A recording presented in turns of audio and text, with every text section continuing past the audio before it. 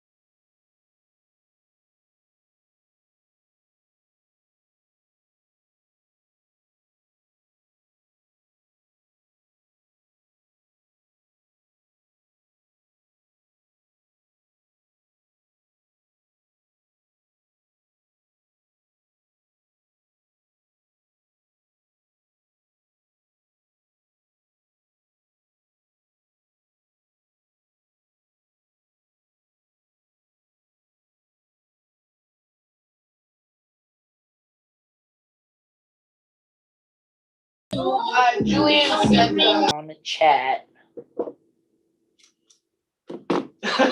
Not me with all of my words. The nigga said, "Is this the 1AC?" I mean, basically. Is it disconnected? You know what I'm saying? I mean, basically. But no, we will get started though. Is everyone good? Everyone's got it? Okay. You're good, Devin.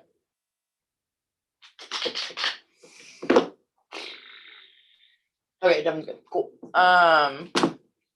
This is not 6 minutes. What is happening? It can be. I mean. Okay, but before I start, thank you all for being willing to have this discussion in this moment with all of us. We appreciate you. We love the vibes. You're good, Julian? I'm good. Cool.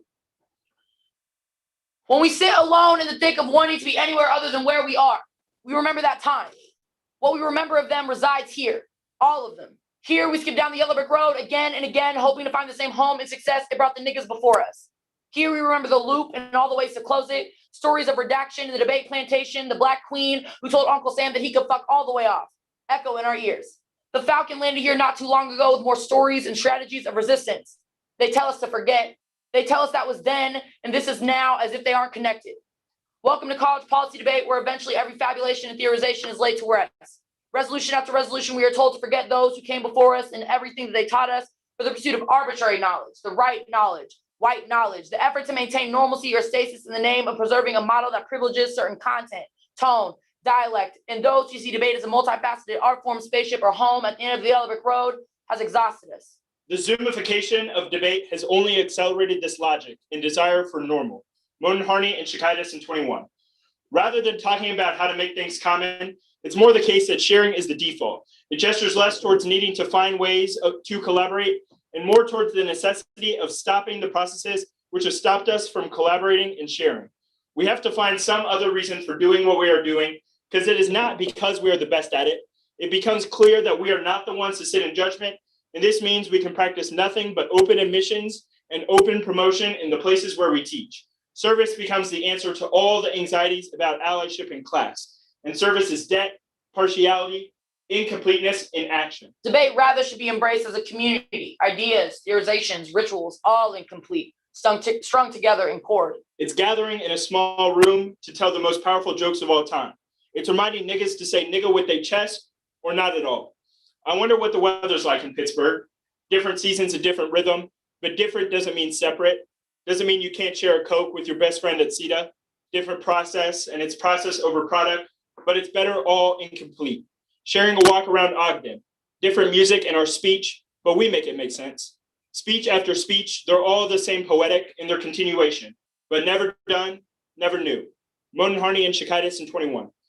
Things happen with you just having ongoing conversations and spending time together. And then every so often, there's a congealment of what already happened. Rather than being planned, they just emerge. We wanted to stay afloat and adrift in this common wind. We don't worry about the university anymore. The task then is to heighten the contradiction, rather than worry about governance or the sharpness of our critique of the university or our complicity with it. We could stop all the critique and we could start to write about what we love, the ongoing red and black abolition, and this could take the form of criticism instead of critique. Criticism like what collectives do because they want more collectivity. This kind of love I'm talking about is not liberal. It's the love made up of joy and pain, all incomplete. And you can't love something or someone by yourself. We have to love commonly, collectively, entangled. This book has all these voices. Louisville began by slowing it down, grounding some of us, because there is power in a nigga's voice. You never know who's listening. It's been said that at the end of the Yellow Brick Road, there could be a home for us here. And if not, you can walk away with crowns that you didn't have before. Jay reminded me of the power of my own body and the mechanics of the prostitute. Niggas went all topsy-turvy way before debate would even consider the world was upside down. Liberty HT said, if you know, you know, and now shit hit different for hoes, you know. It is in the corridors of academia and the hallways of hotels where the real shit happens. The role of the ballot is to promote the intimacies of entangled relationality through the promotion of the polyrhythm. The AF clears space for niggas to tap into the frequency and recognizes the value in the then, now, and yet to come. It's an affirmation of the work that got done before we ever entered this room and creates the potential for energy and communities of care. Harney and Shakaitis in 21. I'm really just continuing, picking up where we never left off, making nothing out of something. Everybody already knows this beat and the hook. It's not about us. We accept traveling on the common wind. Our rhythm comes through to people as a kind of insurgent information about the obvious, a cadence in that common wind. We were looking for poetry or for the poetic in everything we read. It meant also being interested in the poetics of everyday speech and the common tongues of the people that we grew up around. We're just fascinated by the rhythm and the music of their speech. There are some traditions that we're in. Our writing sounds like something, we're sounding like something, is sounding like something broken or cracked or dubbed or overdubbed. And because we're overdubbed, we're visitors who are always visiting and who are always being visited.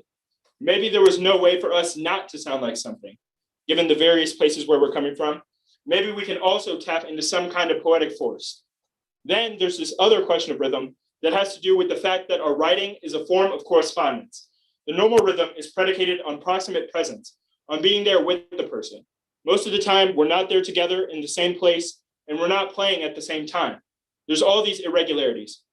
We've been learning how to negotiate that, not overcome it, but actually write it. We use the gaps and the pauses as ways to think more clearly and more effectively with one another. There's a rhythm, definitely, but it's an irregular rhythm. And not only irregular compared to some metronomic norm, but irregular in being overpopulated. The beautiful thing about the polyrhythm is that even though it's just the two of us, it's way more than that.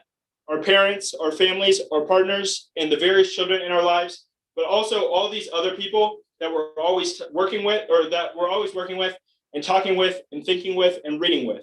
There's always a lot of sound in our head.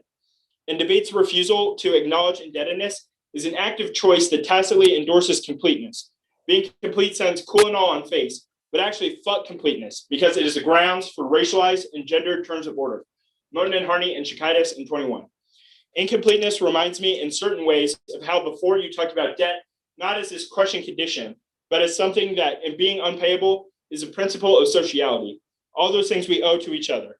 Incompleteness strikes me as similar in that it's not incompleteness as a problem, like there's something lacking in myself which is fulfilled through another person, but rather as a permanent state, which is more of a blessing or something to be preserved. Fuck completeness. Not only that, fuck completeness as a way of understanding anything about what love actually is. It doesn't leave you intact. It disturbs and disrupts your individuation. It obliterates not only the possibility of, but the desire for individuation. The idea of completeness is ridiculous. There's no end to the ways it continually seeks to destroy our shared capacity to breathe. It necessitates the constant brutalization of all the people in the world who resist, who practice modalities of social existence that are not predicated on those terms of order. We advocate for incompleteness. To preserve the totality is to refuse its completion. That's our experiment. There's no expectation of completeness. When things go bad, the other will be able to feel and understand that pain deeper and more fully than anyone else could. The relationship makes it possible to feel in ways that would not be possible by oneself. It's not that anything gets fixed. It's that everything is felt more deeply, both in terms of developing greater capacities to affect and be affected by the world. Let's use the word sharing in order to take into account the righteous and legitimate critique of a certain kind of racialized and highly gendered and brutal empathy that CEDA Hartman gives us in Scenes of Subjection. What we're interested in is the social physics of sharing that is interactive and which is predicated on this interplay of losing and finding and seeking. This is something to which we can't simply declare our allegiance, we have to practice it. That practice bears a revolutionary imperative.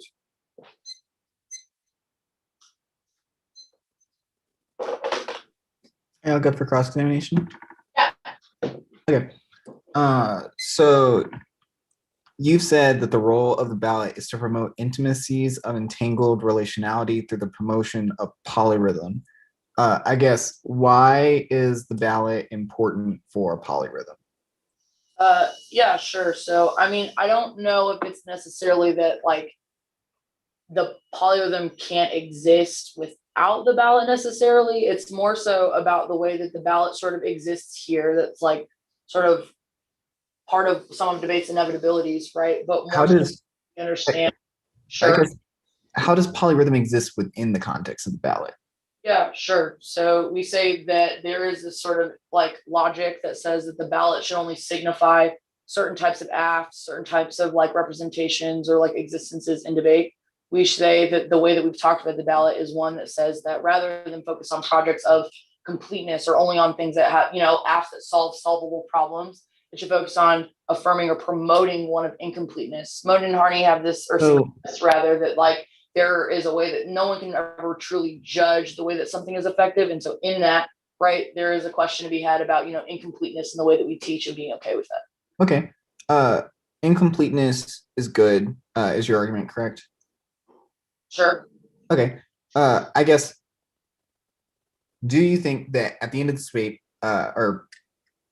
debate, a decision will have to be made with a ballot, right? Either for Texas or for Kansas and USC, correct? I mean, yeah, like a decision has to be like rendered, I guess, but I think like given the context of your question, I don't think that necessarily means or signifies complete. That might not signify completeness, but I guess why should why should I have to negate the incompleteness that the app has forwarded? Why is that a good model of debate or a good model of achieving polyrhythm in debate? One, I don't think that the app has said that you like have to negate. I mean, So like, I guess, what is the role of the negative? Because you all flipped app. no, So I understand that. what do you No, I think get Ted that. and I's role in this debate should be? No, I understand that, but where you're getting negation from is sort of indebted to this logic of debate or traditional resolutional debate that the app is Right, but I'm asking what you think is the alternative. Yeah. Okay, sure. So like your response to the app is sort of like what Moden and Harney say is not about necessarily fixing everything, but like what did you feel when you heard the app? What did it remind you of? What did it inspire you to do? Like those things are good. We think So if I talk about how the app made me feel, how do the judges then make a decision at the end of the debate for who to vote for? Sure. I mean, there are a lot of things that like could be said, right? Do you think that, incompleteness is like not a good imperative to like, or the way that we understand relationships? Like, or it's just like, okay, did you not feel something when like you read the app? Like, I don't know. Like, what do you feel like you need to do in the Spades Act? Like how can I assist you in that, I guess? I'll send it out.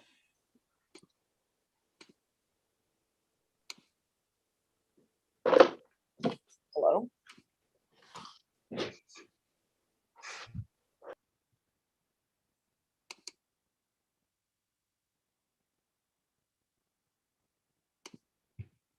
It should be sent.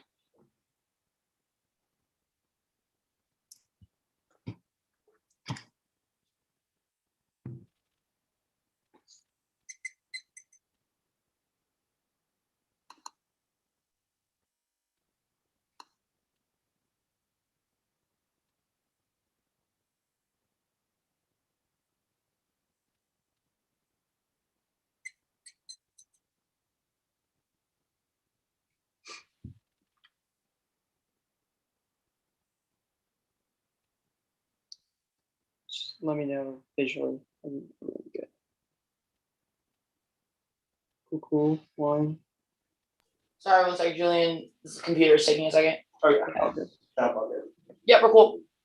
Cool. Judges, all good. Order. It would be 2 off case.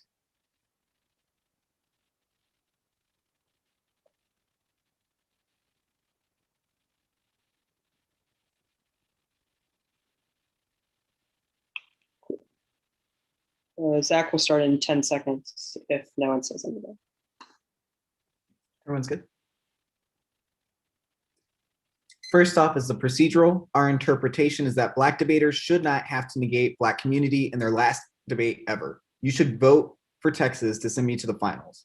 1, forced choice is inevitable. That was cross-examination. Your ballot must make a choice between Texas and Kansas or Kansas and USC. It's literally me or them. 2, I should not have to debate the polyrhythm of Black community, the memories of Black debaters and revolutionary strategists in my last debate ever. I should not have to negate that. 3, voting affirmative defines me outside of their legacy of Black community or Black polyrhythm in debate. That's an arbitrarily violent form of individuation that turns the AF's calls for sociality. 4, the AF creates Black exhaustion. Whether or not Wake EF, Liberty CE, and HT, Emporia SW, Kansas DF, USC KS, Louisville, and Jaleesa should be remembered is uncontestable and violent to ask me to do so. We also have some uniqueness for this. A, they flipped AF. They followed speech time. They used the rule of tab room when it benefits them. They are using the logistics of debate when it is convenient for them. B is that Asia and Julian are third years, which means that they have another CEDA if they want it. But this is my last chance. Second of all is the critique. First, the AF deploys the audiovisual litany as philosophy in an attempt to overcome skeptical melancholy, James and 18. Many philosophers practice an audiovisual litany. The favorable oppressive sound, as well as the occlurer-centric status quo. The visual metaphor constitutes the entire metaphysical system, assumes diffraction, draws theorists into actual contact with matter, while reflection still holds the world at a distance. Diffraction describes behavior of waveforms as they encounter other things, appealing to the acoustics against representationalism. Broad practices of reversion of audiovisual litany in phenomenology develops a notion of critical ethical vision over against objectifying vision via voice as a metaphor. This is an audiovisual litany. Voices put us back into the touch with what European modernity and postmodernity have shot away. The audiovisual litany is martial. Second, strangeness of sound is counterposed to visuality, substitutes distance of the visual with immersiveness of the sonic, allows for racialized naturalization of the urological sound and music values under the guise of the universal non-hierarchical model of sound, Thompson and 17.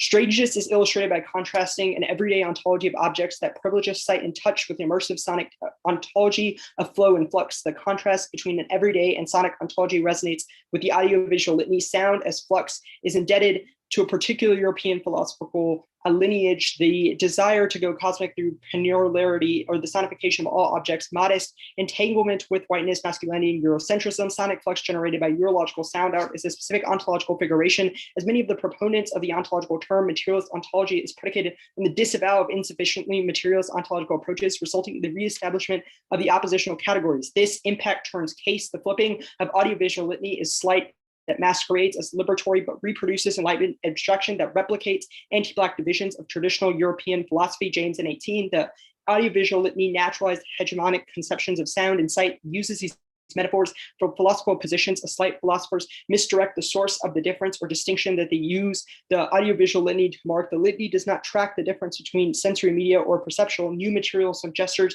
towards the post or beyond, effectively ignores practices of humanity that critiques produced by Black people. Thus, the alternative is to reject philosophy of the sound in favor of phonographics that think with sound. Only the alternative is able to reconfigure philosophy as capital P philosophy that excludes practice of Black people that do not fit into the Eurocentric form. Voting negative to affirm the role of the ballot is to promote the intimacies of entangled relationality, James and 18. Phonographies think with sound rather than thinking about sound with the help of critical theory. However, these are grounded in Black expressive traditions. Thinking sound unearths the singular potentialities of both the literary and the sonic. Phonographic analysis makes the crossfades between disciplines, genres, and media. Phonographies critically reconfigure philosophy into something that cannot be justified as philosophy case. One, vote negative on presumption. You should ask yourself questions of both scale and scope. How does the 1AC's method change anti-Black infrastructure that forces them to exist in the first place? Whether that is in debate, outside debate, incompleteness, being good is not just a reason to vote F, nor is analyzing the history of Black debate. Two, Blackness is coterminous with slaveness. Refuse the narrative arc of equilibrium, disequilibrium, and equilibrium restored as demanded by the affirmative social death. Brackets the possibility of any moment of plenitude within it that turns the case voters in the 16. Blackness is coterminous with slaveness. There was never a prior meta moment of plenitude. Blackness cannot be disimbricated with slavery. The narrative arc of the slave is not an arc at all, but a flat line. Historically, or historicity and redemption are inextricably bound. Both are inherently anti-Black. Redemption semiotics of meaning would be incoherent because adjacency is supplemental. Contradistinction is essential to coherence. Abject inhumanity stabilizes redemption of those who do not need it. Gratuitous finds make the temporal and spatial logic and setting untenable. Become socially death by the way of recruitment. Social death is not irreconcilable with moment of plenitude. The narrative event of equilibrium, the instantiation of social death becomes an event of disequilibrium. One is pregnant with the possibility of change, and the change becomes the third episode in the generative arc, a movement to equilibrium restored. The slave is still not constituted as a subject or transaction. The snarl of manualisms upsets the possibility of a Black person.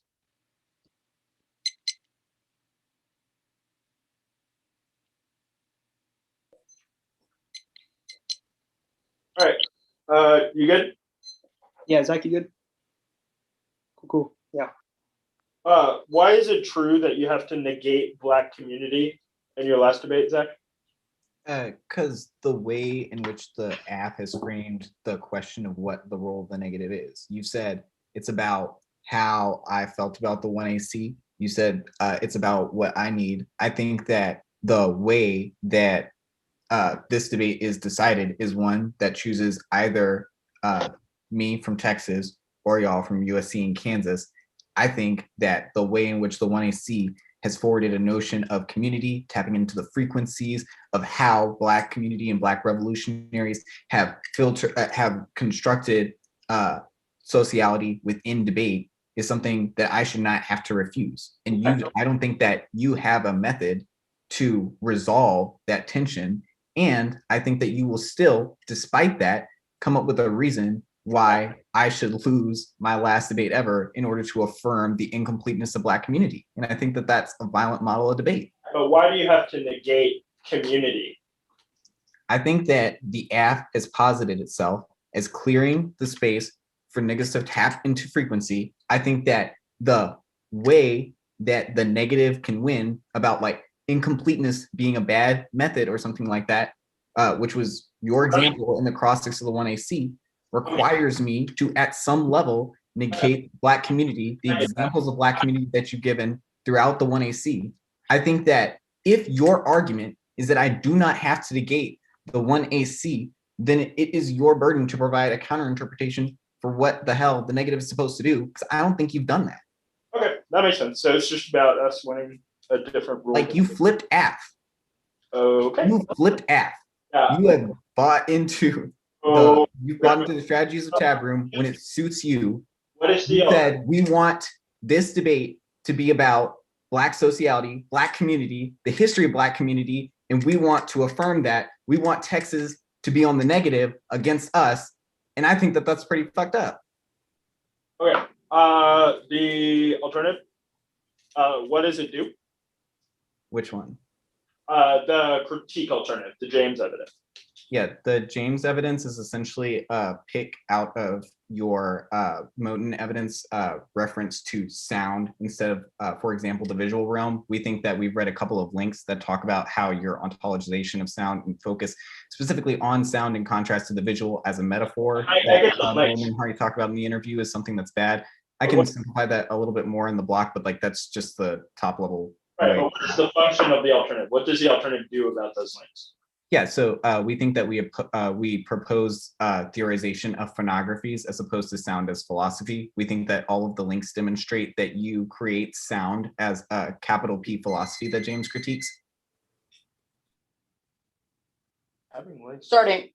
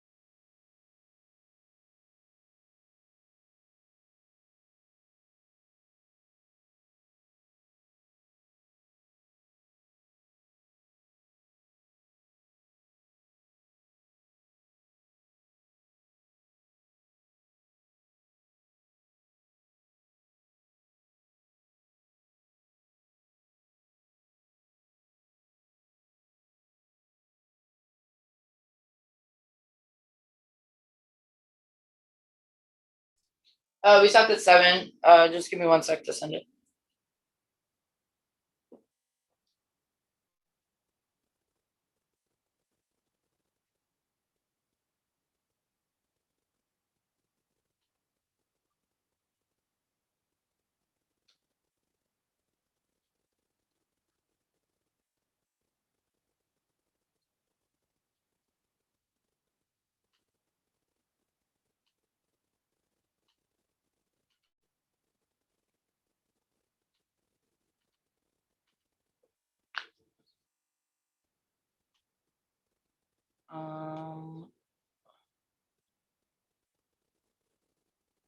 Your chance.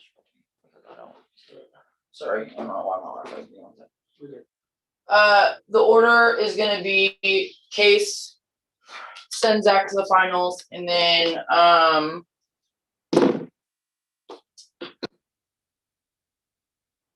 the phonics versus visual argument.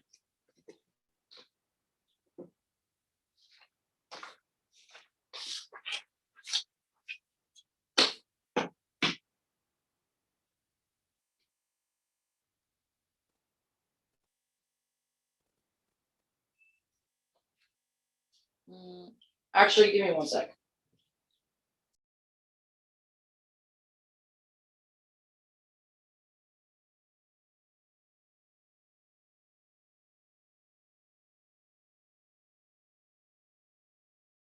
CEDA, wake up.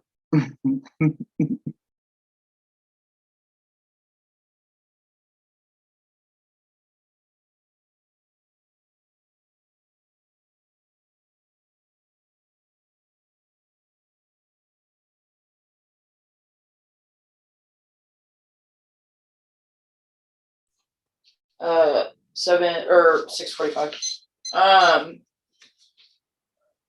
Okay. There now. Can you send that card in a document? Yeah. And just show it to me. That would be easier. Yeah. Yes, Julian's sending it. Do you- Sorry. do you It's all- just one card. Do you all want a doc or just in the chain? It's just one. Just send it in a doc. I will be sending it in a doc. I saw your tweet, Jada. Don't even play with me because I already saw it. Bessie was like, no, put that shit in the doc. And I was like, community. We felt that. We love that. We all have our preferences.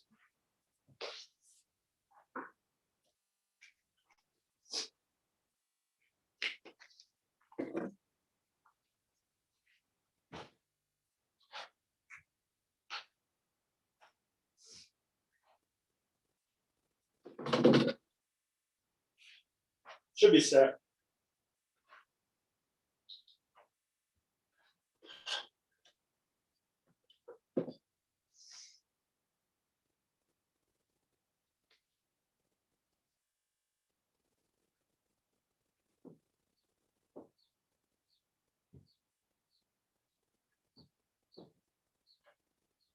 Okay, you good?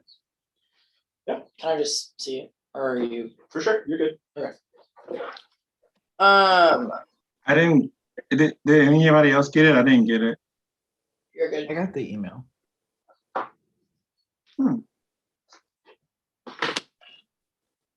It's a, Oh, never mind. I got it. Okay. Sorry. Ready. Okay.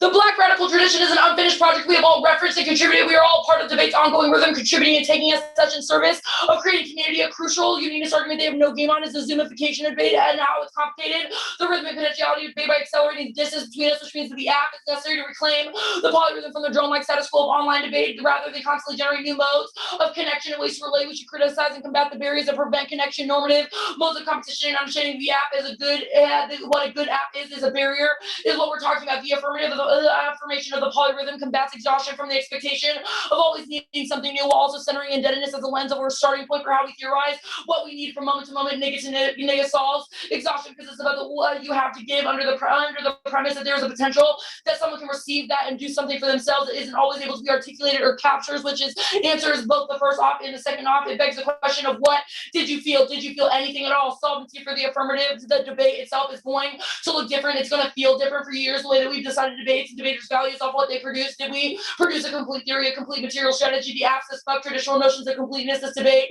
is about what you feel. What did you feel when you heard the app? Did you remember an app that you might have forgotten, or a debater that inspired you, or changed your life, whose voices are in your head and echo in and out? Lean into them. Find the voices of all the niggas that you might have forgotten and let them guide you. Let us guide you. This is our judge instruction. This is our surrender to just let shit emerge. As Mona and Harney talked about, we focus on the barrier of debate and the infinite amount of sounds and calls that are constantly drowning out this rhythm. It is hard to exist here. Mona and Harney explain that solvency shouldn't be about fixing everything all the time, but feeling things more deeply, which answers the first part of their ballot argument. At the very least, at any point that you feel that there is something you believe to be true about their critique, you can still vote app on the potentiality that can be felt or tapped into, because it is an incomplete potential of the affirmative. The role of the ballot is to promote the intimacies and entangled relationality through the promotion of the polyrhythm. Jaden, Devin, Toya, tap in y'all and evaluate this debate through what you know to be true about the way that niggas exist in debate, and how, regardless of literature, there's a level of the theory can never explain through or without promoting the polyrhythm, because it's necessary to navigate and negotiate that. The presumption or the pessimism arguments, no presumption. This is about this presumption argument is indebted to traditional or resolutional style debate arguments about never doing enough or not doing things. We should affirm those things and rather discuss about the potential or the barriers to the barriers that exist to stop the things that we've already created. The pessimism proper, no link we are reading an impact turn to their complete understanding of blackness is derelict, i.e. their links are a theory of blackness is arrhythmic. There's a lot of things about being a nigga that sometimes is outside of explanation. Our argument is that blackness is it exists polyrhythmically insofar as there is a multiplicity to it, never complete an explanation for what it means to be a nigga. Yeah, no, you're good. And that's Moten and 8.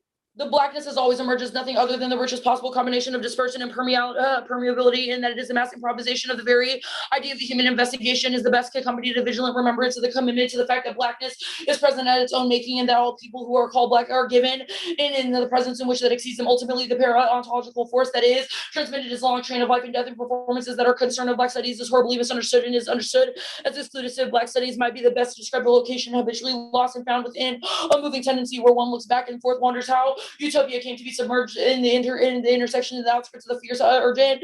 Now the optimism resonates in the slim gap between the analytic emergent and didactic. Reserve it is always in the faithful and post-fatal assertion that the right to refuse in the prenatal institution of the collective negative tendency to differ, and that the resistance to the regulated power, the resistance to differing, and the refusal to be calling into being black optimism persists into thinking that we have what we need and that we can get from there, and that we can get there from here. That there's nothing wrong with all of us. The first off argument sends after finals. There's a forced choice, inevitably, sure, but it's not a reason to vote negative. But also their argument leads to it as well, because you will still have to force or negate Julianized ability to be present in that moment, which is a performative double turn, and begs the question of how do you choose or why does the very existence or Zach's age determine whether or not they should be in finals or not. The second argument, or to answer their standards, showing up to this tournament meant negating community in all its forms. It's literally the people's tournament. How did you get here to this moment? What about all the black folks that you debated in the Elins before this, the black women? What about them? It's not an erasure of Zach. This argument is about nothing ever being finished or nothing ever being new. It's not nothing ever being new. What we talk about here in our relationship informs the way that we move forward in the conversations we continue to have, which means that everyone that we've listed in the app, it's not saying you should negate that, but rather that because incompleteness exists, that all of them are present in that moment with us as well, which includes you in that process. It's to say that our conversations inform one another. They're not to be disconnected. A vote, and a good example of this would be Rutgers MN, about the ways in which niggas were all in that moment. It was a win. The NDT win was a win for all of us insofar as we were able to commune in that moment and discuss and inform the way that they performed, the way that they created AFEC to be tapped into. The vote aft to send Kansas to USC to finals. Our counter interpretation is vote aft to send Kansas to USC to finals and put Zach on the banner wall of KU. It recognizes they work and influence the relationality that they have to KU through Banky, and this debate in and of itself, it solves also all of their offense. I'll send you a picture of the banner. Also ask Banky about the banners and shit. He doesn't have one, so I'm sure he would like to have a form of his Texas KU folks on the wall. You also followed speech times and would have chosen sides. It's infinitely regressive. There's no way for them to adjudicate the difference between those things. The tautology of this argument in and of itself is proof why the app and the potentiality it creates for discussion like these is necessarily good and a reason to reward the affirmative for having that discussion in the first place. Community is more than a ballot, which is our argument, and why we redefine what it means about about the feeling that it creates and that it generates. But also, I mean, nigga, if we get to finals and you want to tag in, give that to AR, period, because that's a lot of work. It's a lot of words. It's a lot of things. I'll type this shit up for you, a shared experience, get you inscribed on the trophy and shit. We love that. But also, our argument is about the ways in which niggas are always constantly being defined by a ballot, by the shit that they create, by the things, and not able to ever address or navigate or negotiate the way that we relate to one another. Zach, I've loved all the debates that we've had with one another, the shit that we learned. And I know that that's taken a long time for our relationship to grow and the respectability of that. But like, come on, like I love learning from you, and the apps that I've written, the things that I've learned about, all are influenced by that, which is not to say that the people in the 1AC, right, are the only people that I'm indebted to. But they do inform the way that I make choices, the way that I make decisions, and they taught me how to engage with you in a lot of other instances. Putting a certain person in finals does not necessarily negate that, prevent that, but the argument links to itself insofar as you will always have to choose between a nigga, especially when you showed up to the people's tournament, negated them all the way up through the elims, all that shit. The visual versus phonics pick.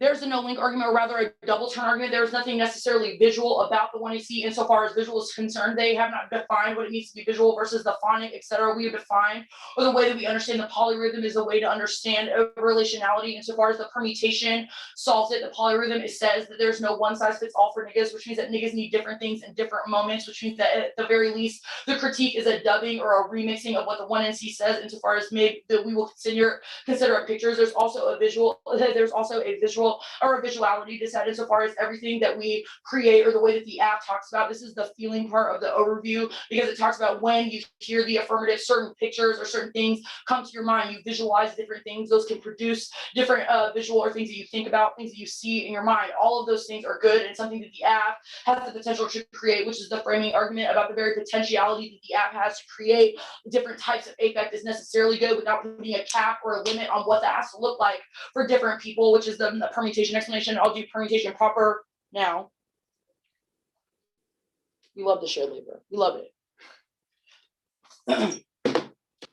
Permutation to both the alternative and the affirmative are in tension, because the establishment of a new parameter for philosophy is a generative conversation that the app has produced. You can't interpret the alternative as the redub of our initial redub of Moten and Harney, which means that the affirmative is necessary as a necessary prerequisite for the alternative to function at all. What about the 1NC was visual in a way that rhetorizes sound and philosophy? It also relied on words and the sounds of their voice. Our argument is that debate is a lot of sounds that is constantly crowding out, but the calls for us to produce in a particular type of way, or for us to do things a certain way, a certain time, and that sort of nitpicking is what exhausts us, which is why the app is key to solve that exhaustion.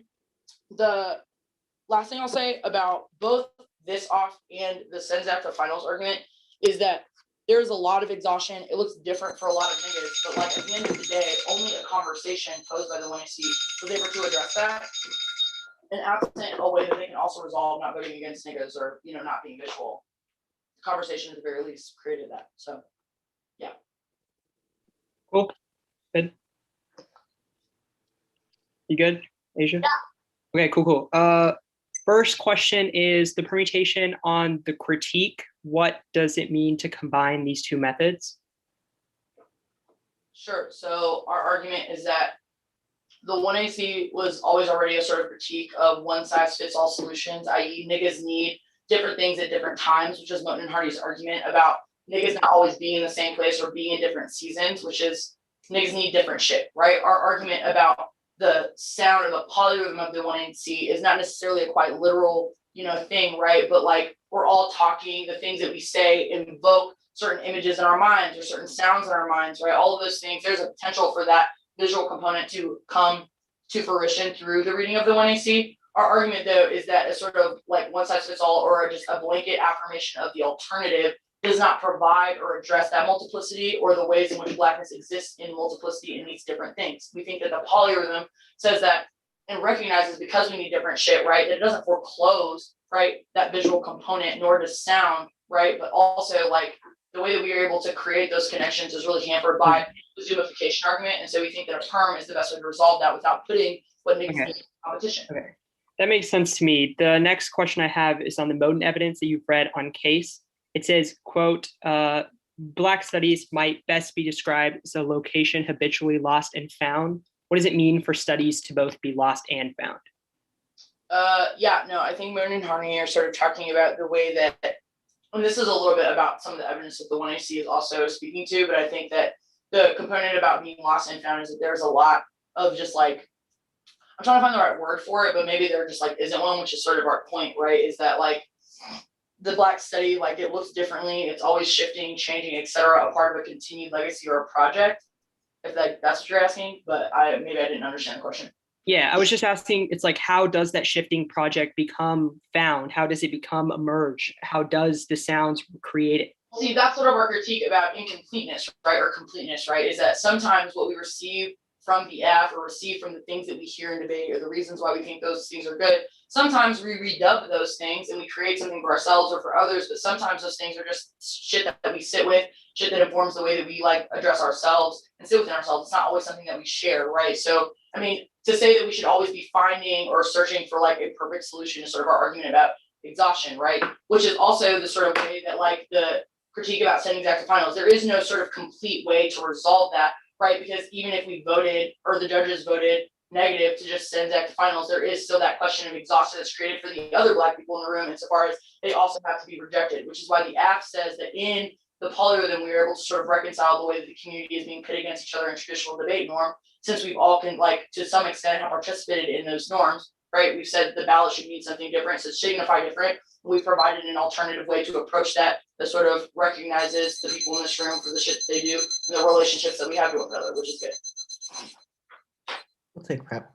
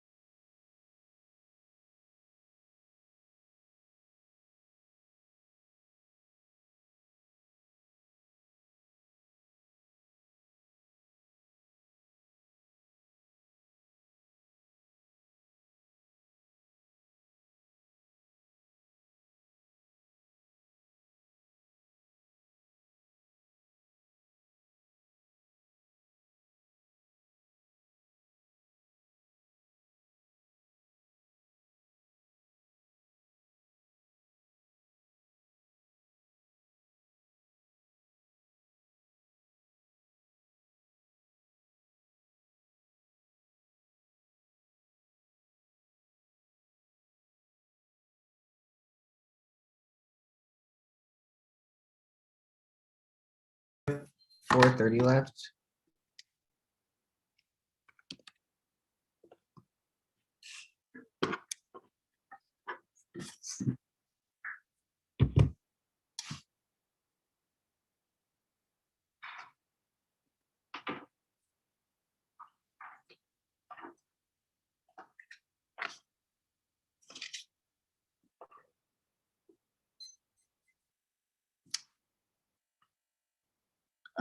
I'm going to start by saying why you should vote for me to send me to the finals, and then go on to audiovisual litany K.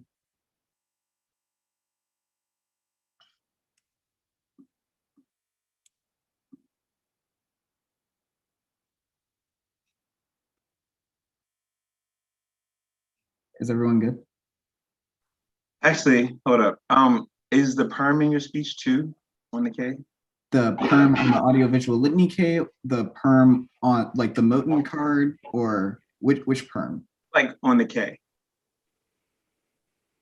I'm sorry, I've conceptualized a lot of things this case. Well, I don't know, because I'm on the visual thing. Yeah. Oh, in the audiovisual litany, yes, the perm will be in this debate, or in this speech. Okay. All right, everyone good? We would like you to ask the question of how do you affirm the incompleteness of Black community on the end of a Black debater's career? Their arguments about the app clearing space for niggas to tap into the frequency is put into question when put into the context of having to decide whether or not to affirm Kansas and USC's model of incompleteness and sociality by voting me down in what could be my last debate ever. Extend the interpretation that Black debaters should not have to negate Black community in their last debate ever. You should vote for Texas to send me to the finals. They said that the forced choice is inevitable. That's our argument. Asia and Julian have identified the role of the ballot as promoting Black sociality with no instruction for how judges should evaluate different feelings about the one they see to make a decision. There is no judge instruction provided for how you decide how the recollection about sociality makes me feel, or how voting affirmative could ends my career in a way that it doesn't end or implicate theirs. There's a unique form of exhaustion that we're talking about that Asia is just not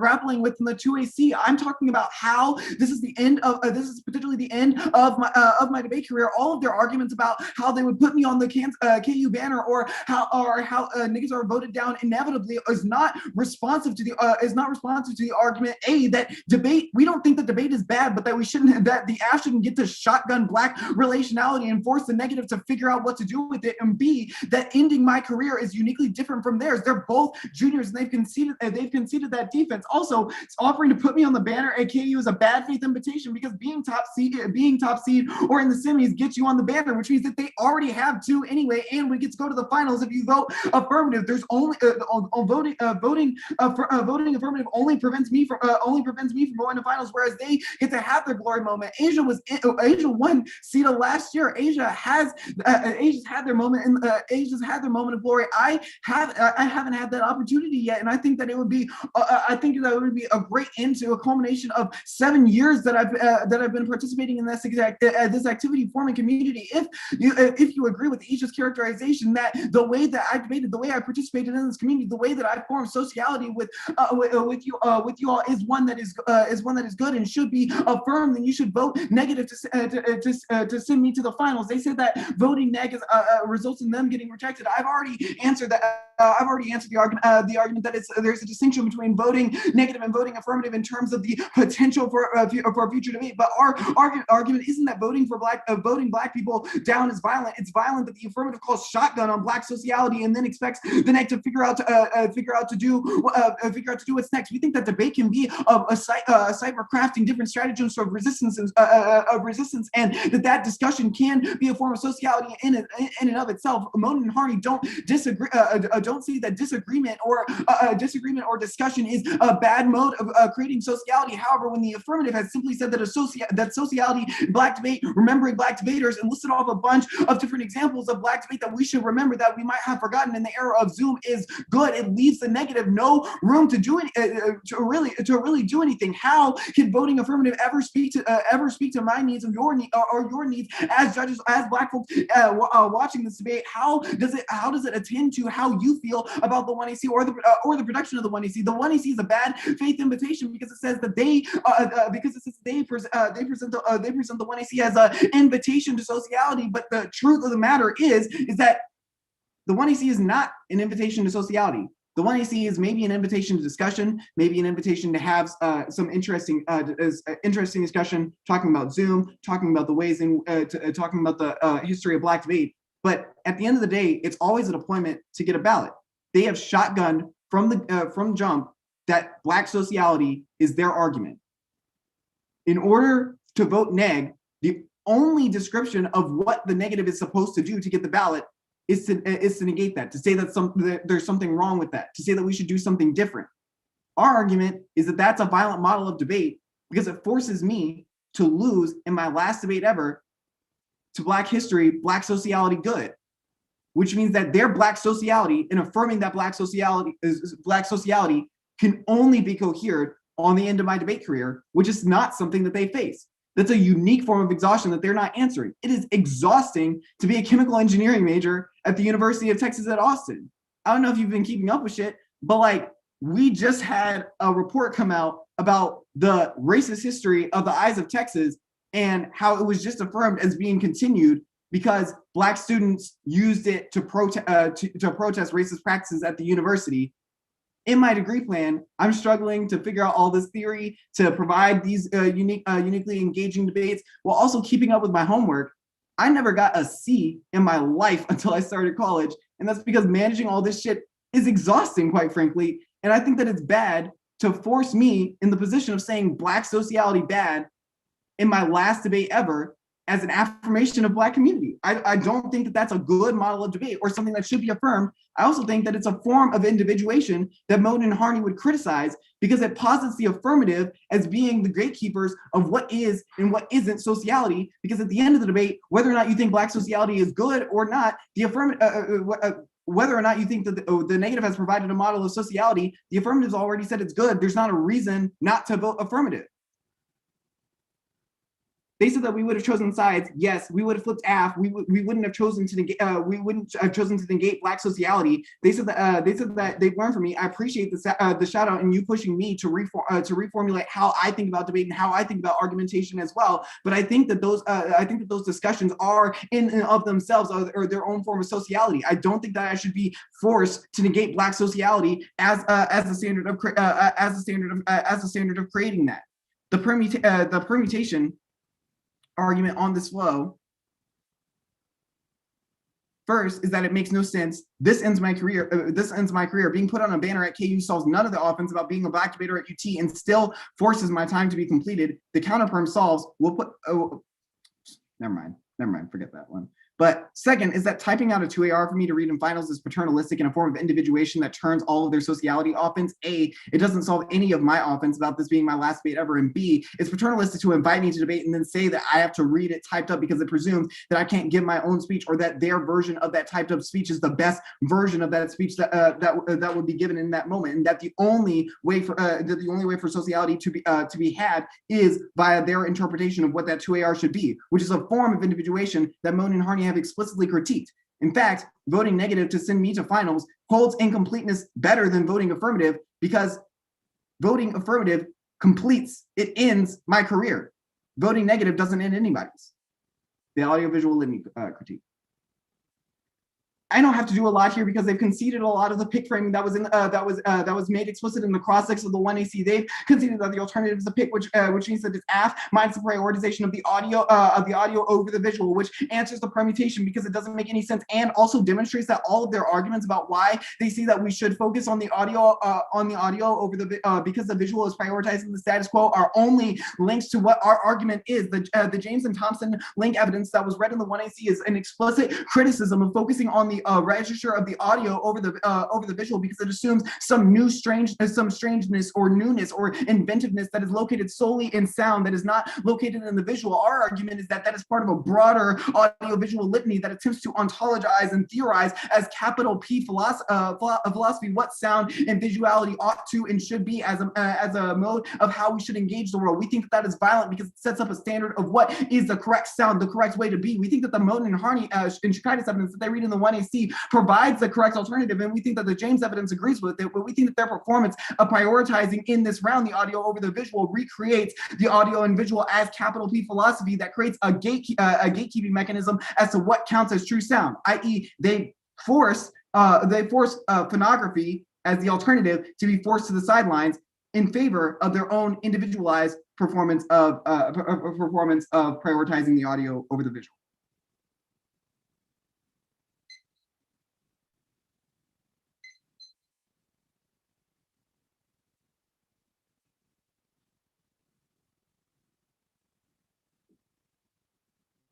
You ready? Mhm. Okay, so first I want to ask about the portion it's towards the bottom of the discussion about sending you to finals, where you say that you would have flipped AF. Why would it have been okay for you to flip AF and for me to have to negate Black relationality or to negate another nigga in that particular instance? So I've made a couple of arguments in my speech. One, we don't think that debate between Black folks is one that is uniquely violent. We think that, yes, Black folks win and lose debate all the time, but we think that we've criticized your specific deployment of Black sociality and the history of Black resistance in debate, that history that informs our sociality in the current moment, and then said, well, we don't have a really role of the negative, but we think that you should vote AF because we endorse sociality. You figure out what to do with that. Yeah, it's the end of your career, but whatever, because Black sociality is good. We think that that's a bad model of debate and forces me to, in order to fulfill this role of Black sociality that the affirmative has advocated. Sure. So what is the net benefit then to prescribing your role? Huh? What is the net benefit then to prescribing your role or telling you what to do? So the argument is not that telling the negative specifically what to do is good, but providing a mechanism by which discussion can happen is good. We think that the mode of engagement that the affirmative has presented is an individualized mode of bad faith engagement. Doesn't answer my question. My next question has to do with like previous elims, etc. You had to negate other niggas in like other debates, right? In the elims. Yeah, again, I don't. What is the difference? The argument isn't that negating methods that Black folks advocate is bad. That's not our argument.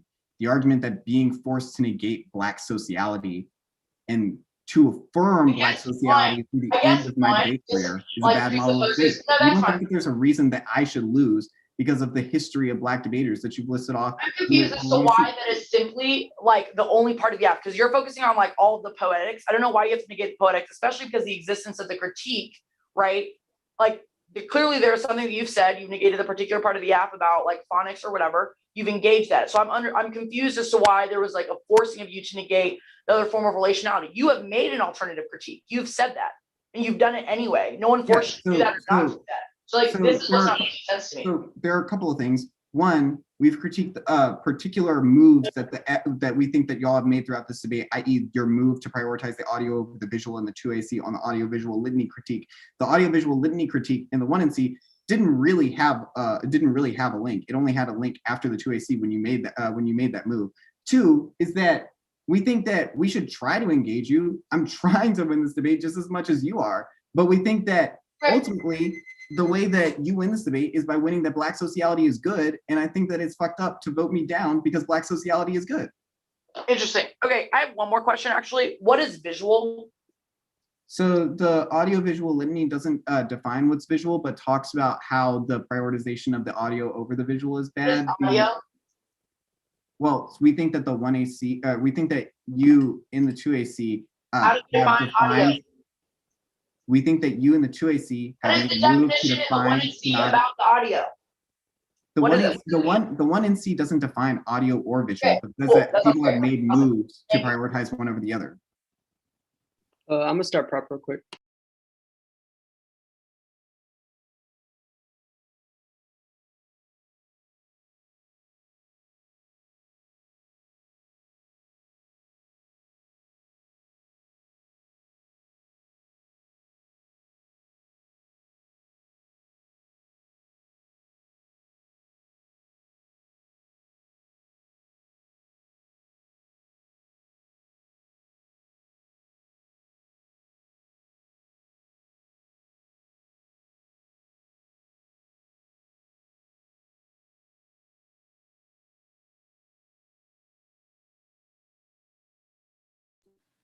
Stop. I have 4. 2.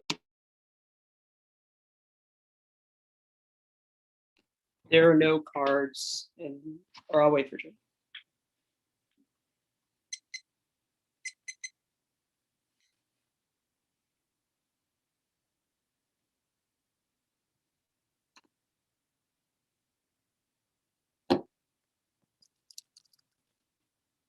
We have, okay, we have all the judges. The order will just be case. There's no cards. Okay.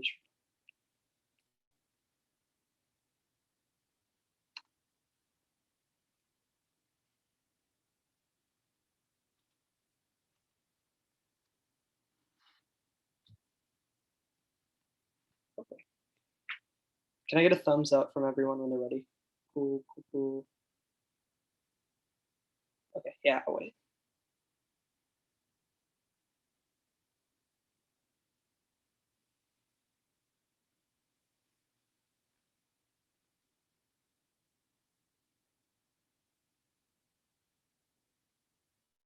Okay, cool.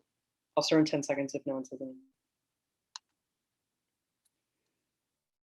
The case, you should evaluate our case arguments as a sequencing question. If the truancy loses the internal link turn to the as project of incompleteness, you should understand our case arguments as a criticism of the as project in the first place, i.e. the af wins moments of Black life are possible. We have a secondary criticism of that claim. Debate as a semantic field is not insulated from the protocols of anti-Blackness, but is in fact complicit in the policing of Black flesh that makes any move to redemption at the level of affect, discourse, linguistics, or semiotic complicit in anti-Blackness. You should refuse the problem solution binary is inevitably posed by the 1AR because we have impact turn that frame of analysis. You should not understand the criticism in a traditional sense, but as a framework argument about the scriptures of the world. You should frame this debate through the law of inverse proportions. How radical one is only determined by how radical one theorizes. The role of the ballot is then to vote for the team with the best theoretical lexicon for understanding anti-Blackness.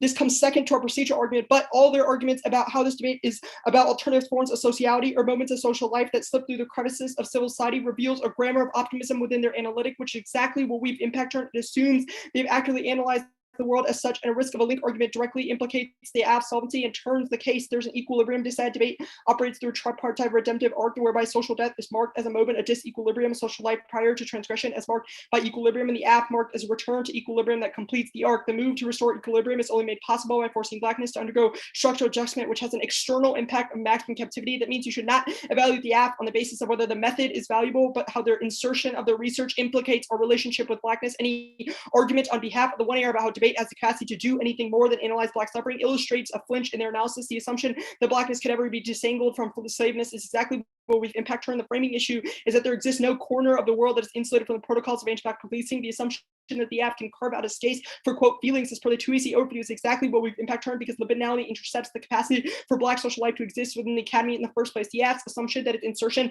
into the academic constitutes an epochal break in the semantic field of anti-Blackness illustrates the investment into narratives of redemption, while the af offers up Black social life in the name of resistance. So sites of resistance become epistemological hotspots for anti-Black clients, debaters, or clienteles of policing practices, and police officers roam the halls of tournaments. This is empirically proven. Think of how Black radicals like Ryan Walsh received death threats for their theories of Black resistance, and the BPP organizing results in them getting hotspotted and shot by the cops. 3 framing arguments for valuing the debate. 1, even if we lose the theory debate proper, every link argument independently turns a case and implicates absolvency. Or link arguments do not have to be understood within the scheme of an unchanging register of anti-Blackness, as they would suggest, but a critique of the ass orientation to the academy premised on a historical reading of it. 2, you should refuse the 1AR's pleas that says that we make them culpable for non-Black people in debate, or that the other models of debate matter more. Every link argument will demonstrate the 1AC has explicitly said is capable of changing the paradigms within debate, so saying that they shouldn't is a sufficient win condition. 3, link arguments are never just a question of yes, no, but operating on sliding scale. Even if they win, Blackness is already made fungible within the academy. The violence still can get worse. They cannot win a no link argument, which was the first response. You should have a very high threshold for new explanation. The vague and non-resolutional nature of their advocacy means that they should be held to everything they said. This is magnified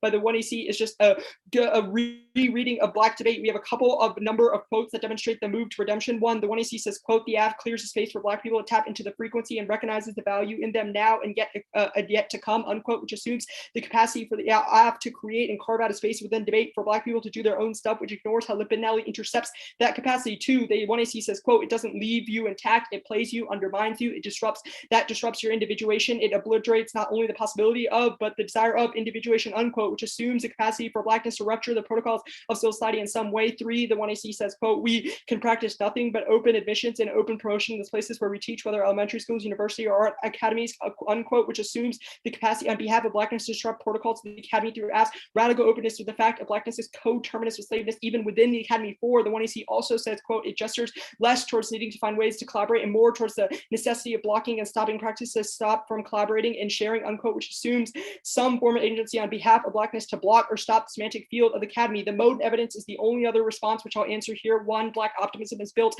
on the bedrock of the graves of other Black people. The procedural debate gives the aft's insertion into humanity is premised on the death of other Black subjects, which proves our theory of power, not theirs. Every argument Asia and Julian make that there are certain procedural constraints in debate cannot overcome proves our argument that carving out spaces for their own Black shit sometimes isn't possible. This argument by Asia that there's a lot of exhaustion is our argument because exhaustion is fucking inevitable, but the aft makes them think that there's some polyrhythmic solution on the horizon, which is false. 2, moves to Black optimism or disavowal of Blackness. The move on behalf of the 2AC to say Black optimism is necessary response to Blackness as slaveness demonstrates distancing from pathology. The desire to distance themselves from pathology is anti-ethical to the project of tracing the archive of Black history because of a moment of history, and Blackness is one of slaveness. To distance themselves from slaveness is distance themselves from the history that Julian and Asia have said is important. 3, endless incompletion results in cruel hope. Has posited solemnity only in terms of negation. I refuse traditional things that we have defined, and this is an infinite cycle where the app will always do things and never do anything that is positive and requires something to push it down. Lastly, you should refuse the 1AR's inevitable ethical blackmail that uplift and emancipation are a necessary good. This is a rhetorical tool that overvalues redemptive feelings while offering nothing to show. The 1AC has committed to rupturing the academy as it exists, the promise of debate that can be made great again, but has thoroughly disproven by different examples of violence within debate that is made fungible for tokens of debate's episteme. The narrative is no different than the liberal promise of Blacks one day achieving the American dream. The assumption and insertion of Black speech into the archive debate is inherently resistive. That puts a target on Black people's back. Julian's gonna go to the bathroom and then we'll let everyone know when we start prep.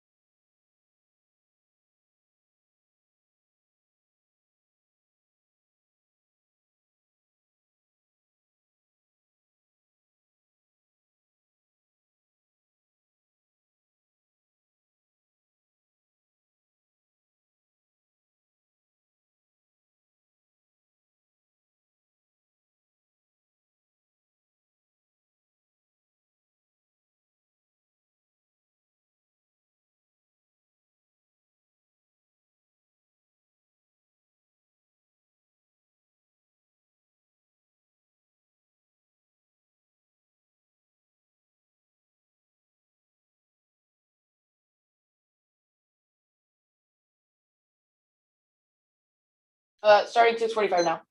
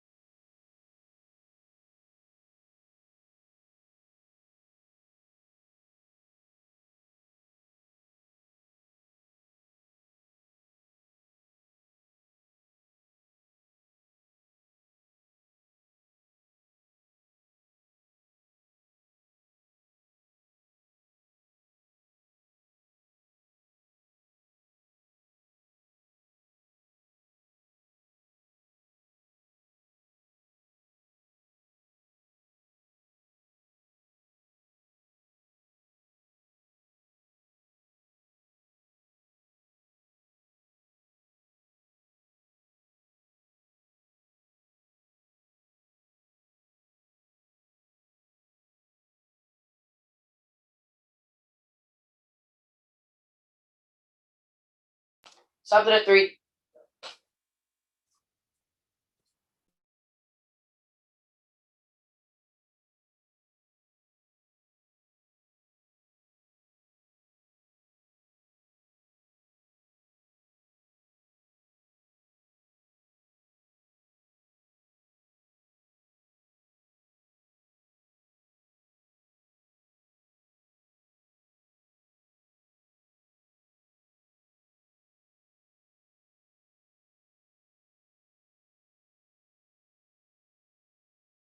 Okay. I'm opening a document. That's why the delay is because my word is not responding.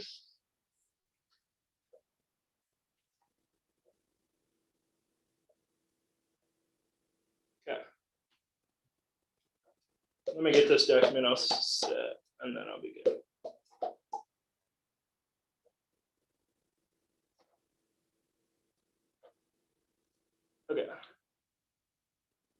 It'll be, are we good for an order? Okay. It'll be the case, the K, and then sends out to the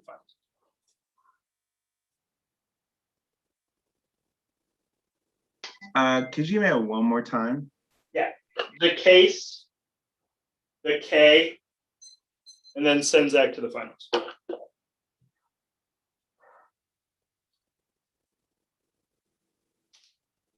All right, pause 1 sec. 1 sec.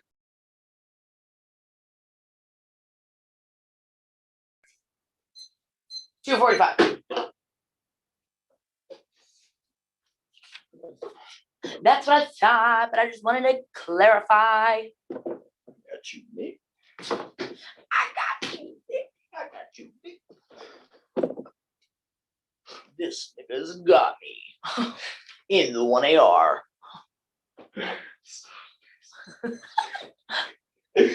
All right, we all good. Okay, go ahead. Okay. Awesome.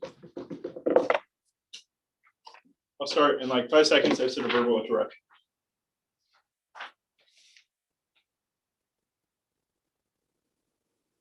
Okay.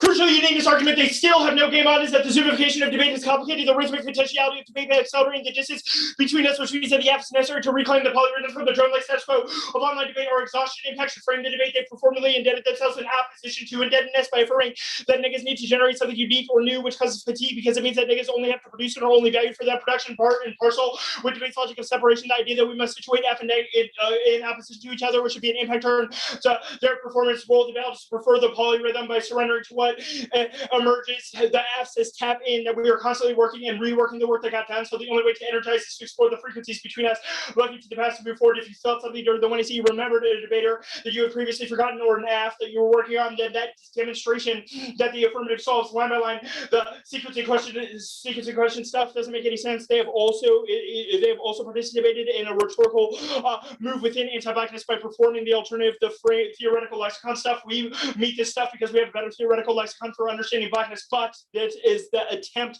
to, but we're impact turning the attempt to complete blackness to determine a finality as to what it ought to be. Our argument is that if exhaustion is inevitable, then what do we do in the face of that?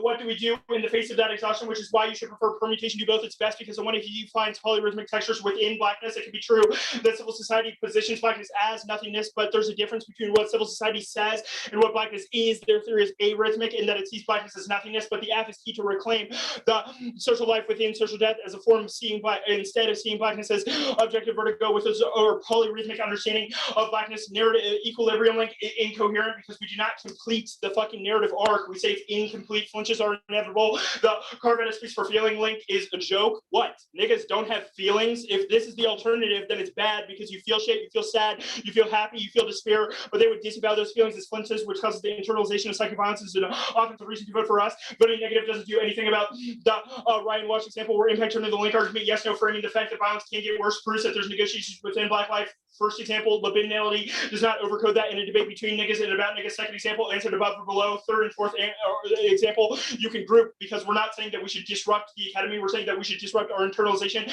of the academy, build on the black optimism, build on the gray stuff. You're not dying if you lose the debate. The black optimism is the best form of pessimism because it recognizes that they are co-constitutive, which is substantiated by the fact that we're referring to debate history. When we do this after the desire to distance ourselves from tautology stuff doesn't pass the Y test, and the rhetorical tool stuff is also answer. Yeah, the rest of the stuff is answered about. Yeah, because like polyrhythmia is not, or polyrhythmic understandings of blackness are not a finality to anti-blackness, which means that there's no link to this argument. Okay.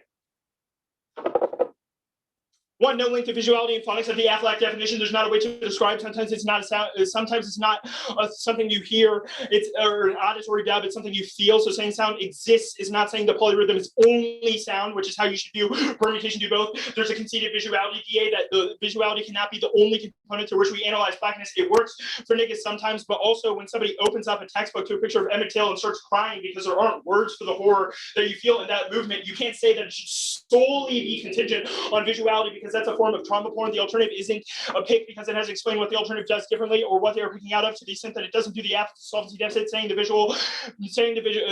audio can't be strange doesn't say the visual can't be strange. So their link argument doesn't pass a Y test. They also haven't won visual good for this to be offense for that. Sends that to the finals. Zach is not the only one who is exhausted. Asia is also exhausted. It's just as exhausting to negate Zach in and of itself, whether or not he belongs to the finals. This shit is clearly infinitely regressive. Our reorientation of the ballot and what it signifies should solve all that, because it says that the legacies of greatness should be not defined by win or loss as we traditionally understand, but by the relationships that we create, the vibes that we give each other when we're around people. They've conceded that Zach's career is not something that can ever truly be over, because it will always exist and be a way of the part that Asia and I prep. It informs part of the way the debate will continue and interact. Black debaters that follow your legacy. We have answered the exhaustion arguments insofar as we said debates do call to do a particular thing in performance. What does that? Why you're exhausted? Why do you feel this insurmountable pressure to act and perform certain arguments, debate, in order to call you to do so? And if they hadn't, maybe you would be writing all this exhaustion to the semifinals of the NDT, but that is not something that Asia and I are responsible for. This is not calling the shots or shotgun to relationality. The story of the 1AC is not just about relationality good, yes, no, but about the ways that discussion is constantly being credited out, the way that your feelings would never be considered in a traditional or resolutional debate. There are things that promoting the polyrhythm and incompleteness can solve, but you tying your career and that shit to the ballot makes their impact inevitable. Performative double turn should frame this stuff. If the ballot is inevitable, then you would also be negating us. They also abided by speech times. The overdetermination stuff is answered above. We have redefined the role of the ballot. You should value those different feelings, but it's about what you get from them. We didn't tell you what to feel or what your role could be. You don't have to negate on negative unless that's what you choose. The affects and shotgun sociality, the junior stuff doesn't make sense because you never know when a nigga's career is done, or even if we were be here next year, which is substantiated by the arguments on the case. It's not a bad faith opportunity. They say Asia won CEDA. That is not the case. So why shouldn't Asia get the opportunity to do so? You call the counter interpretations to vote after kids, USC, and do all this shit that Asia talked about in the 2AC. We can't control how you feel. It's not bad faith because it is an unconditional invitation. It's also exhausting to go to USC and Kansas too, which is our argument about how they are the ones over determining what the role of neg is. We're not the gatekeepers of sociality, and the voting negative also doesn't end your career. The paternalism stuff, you don't have to read it typed up. Asia said that as an answer to your labor argument, which is why she offered, but that doesn't mean that you have to. But it does solve all your shit because you could just give the 2AR however you want and be in the finals. But it's much more legendary because it's the first 3-person finals team ever. The flip stuff, you also read an app about Black sociality. That is the one that you have disclosed. So you saying that you have to negate this app would equally link, because you said that you would flip app. So it proves damned if you do, damned if you don't. Their app is like mutual indebtedness good, but it's violent for us to be app in this debate, but it's not violent for us to be nag in that other debate. Like, are you kidding me? 4:30.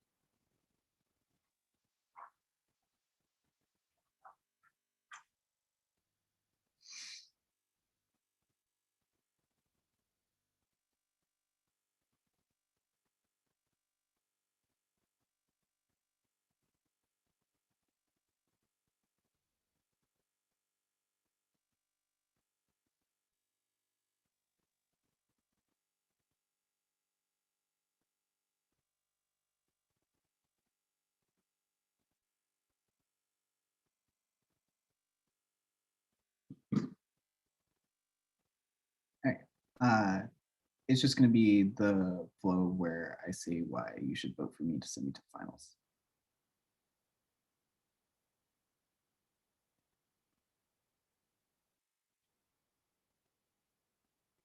All right. Is everyone good?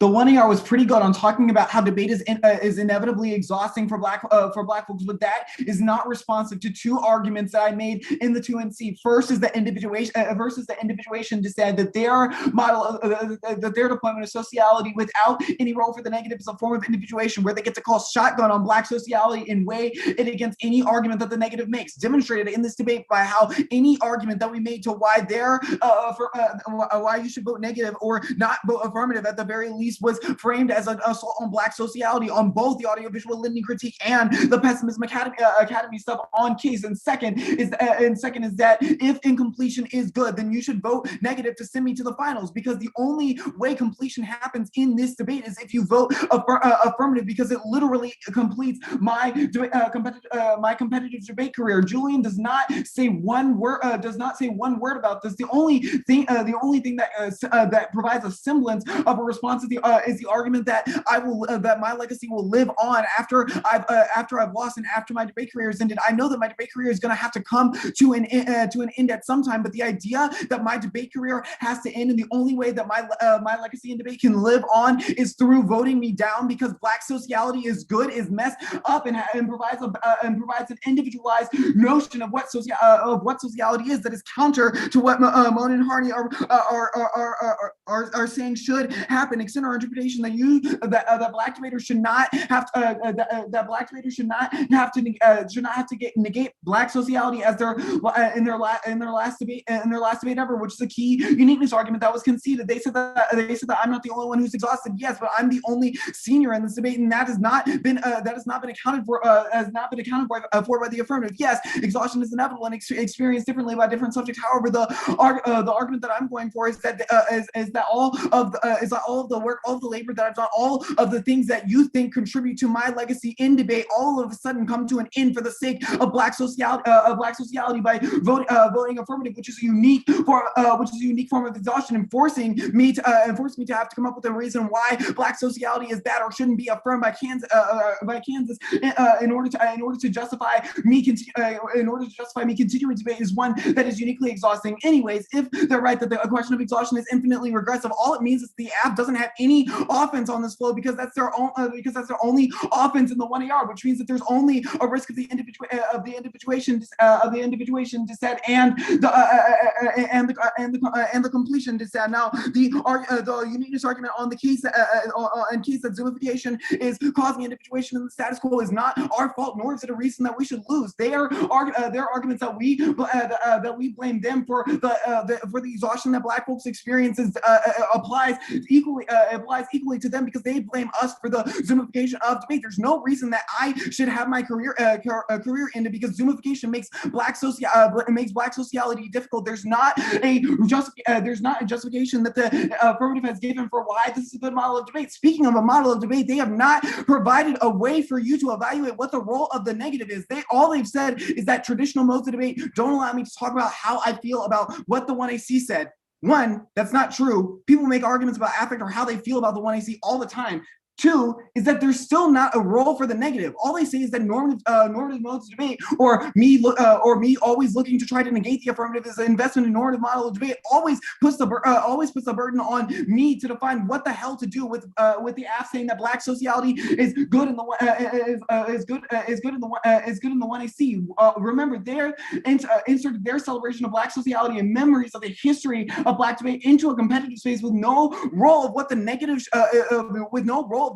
should do. It's a bad faith interpretation to say that to blame us for causing individuation or saying that we're too invested in the zoomification of debate or that we aren't social enough and therefore you should vote affirmative because we tried to engage the affirmative, because at the end of the debate you have to vote aff or neg, which means that the affirmative deployment of sociality as a method is a bad faith invitation to sociality because it was never a possibility that you would vote negative for black sociality because the aff already claimed shotgun on it in the in the first place. If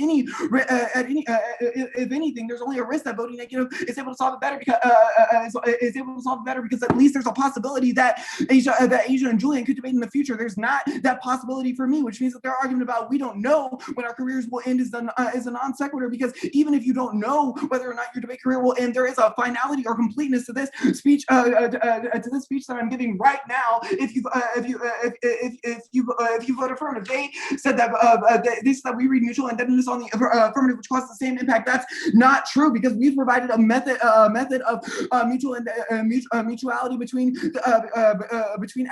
movements in the U.S. and the movements in South Korea as a reduction of the mutual defense treaty, which provides a method that can be critiqued or had dissents read against it. We've debated dissents all year. We think that those modes of engagement or discussions of different strategies for achieving change are good in debate and create modes of sociality, which was dropped by the 1AR, which means that debate can provide modes of sociality, can provide forms of incompleteness, but they shotgun sociality good and said and force us to figure out what the hell to do with it. They don't even say that the burden of the negative is to prove that sociality is bad. A, we've already impact on that if they go for that in the 2AR, but B, the lack of any guidance for what the negative should do means that they aren't actually sociality or incompleteness. They're just saying, we said black sociality on the app, and they can do whatever the fuck they want to do, but you're going to vote app anyway because black sociality is good.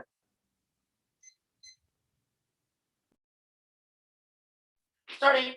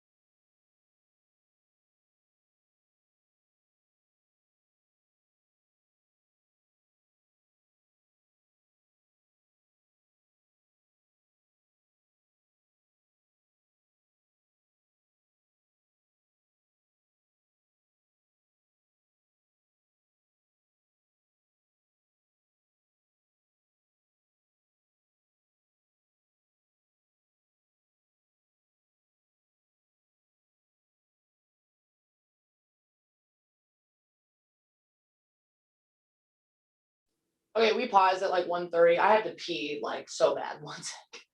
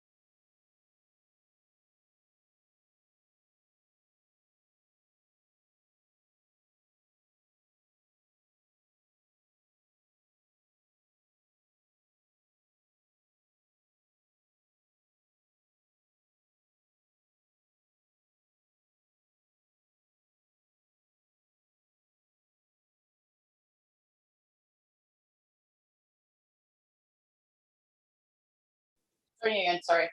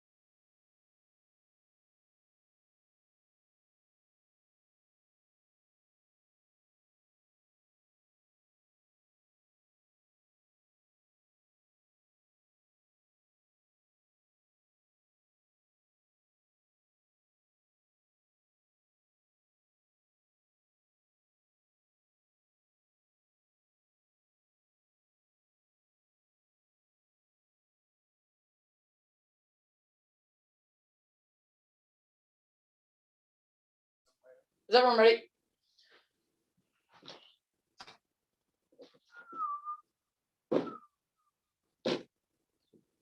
Case. And then sending my niggas to the finals. Period.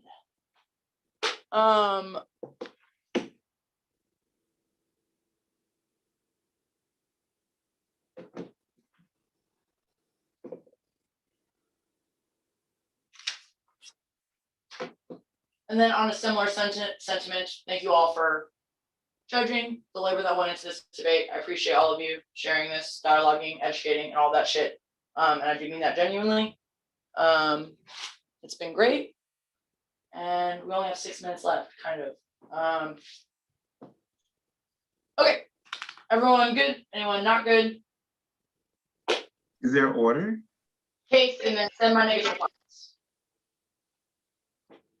We love it.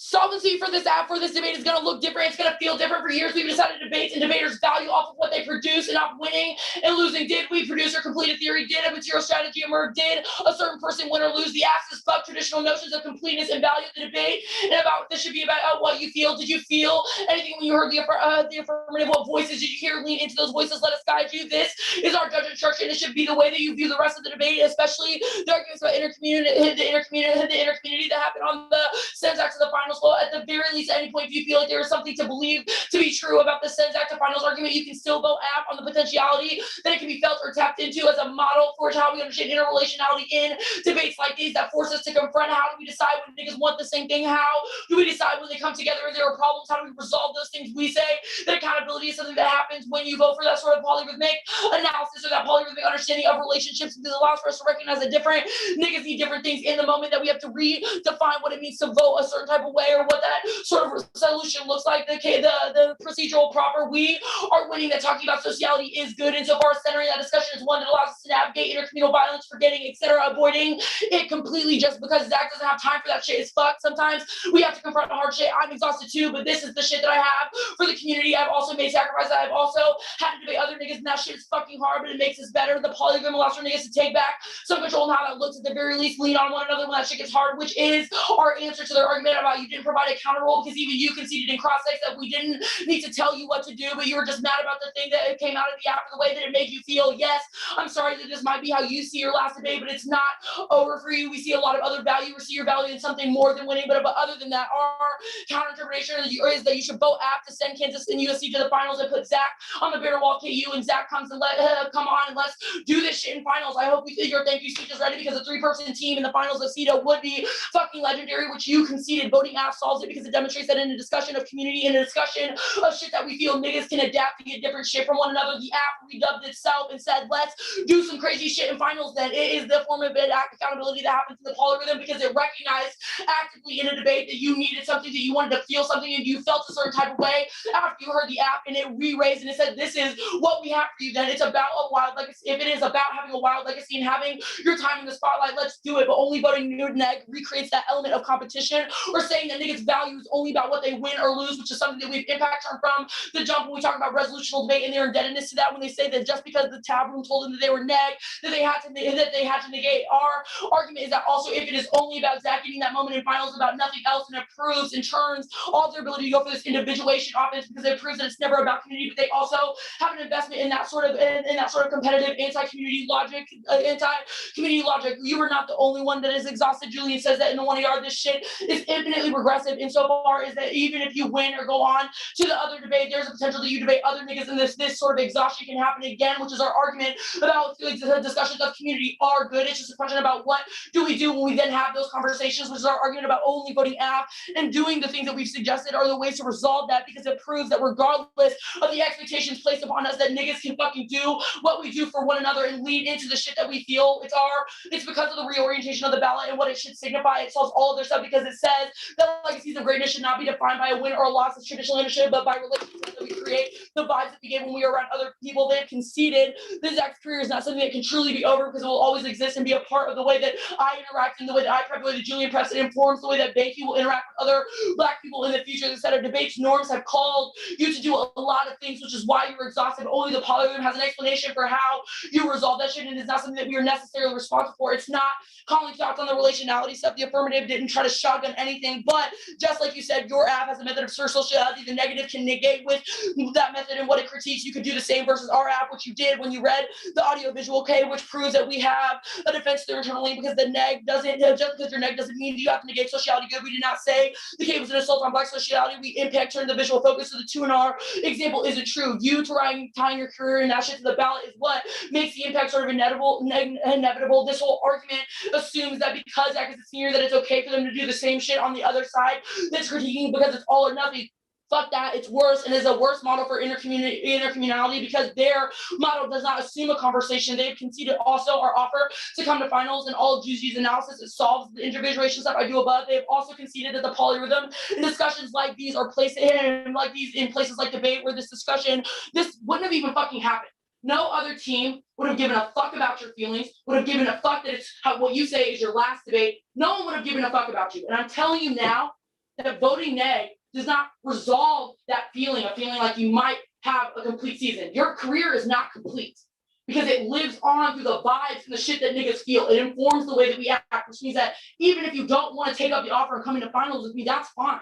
But I promise you that your legacy and the shit you've taught me and all the debates that we have will definitely be present in that debate. It will definitely to be present in the way that I interact with other niggas that have similar arguments and think similarly, the way that we relate to one another. All that shit is important. And that is a reason to vote AF, because it recognizes that there is no one-size-fits-all solution. Because even if you do send Zach to finals, it doesn't change that every nigga is exhausted. Debate has asked a lot from us this season, but only voting AF allows for us to, or one, the reading of the app in and of itself is the only thing that allowed for this discussion of your feelings to happen. But also it means that it does generate and prove to everyone watching on this live stream that just because there was an expectation set by Tab Room, by other niggas, by other people, it doesn't mean that niggas have to abide by that shit. And if your offense is just, I want my time in the limelight, fuck it then, nigga, come to finals. Like, let's fucking do this shit. But voting neg doesn't do that because it links back to all of your own offense. Great debate, y'all. This was Great really debate, y'all. Debate.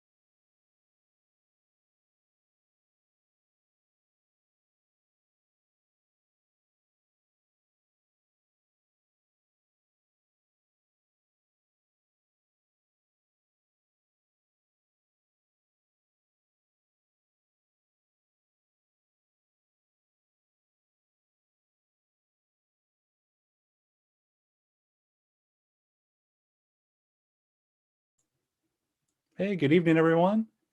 If we have everybody here, we have a decision in the debate.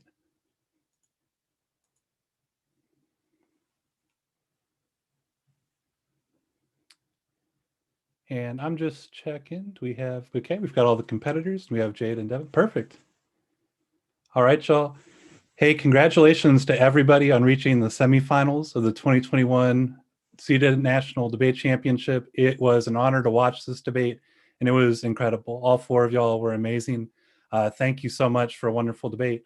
The winner on a 2-1 decision is the University of Texas. Congratulations, y'all.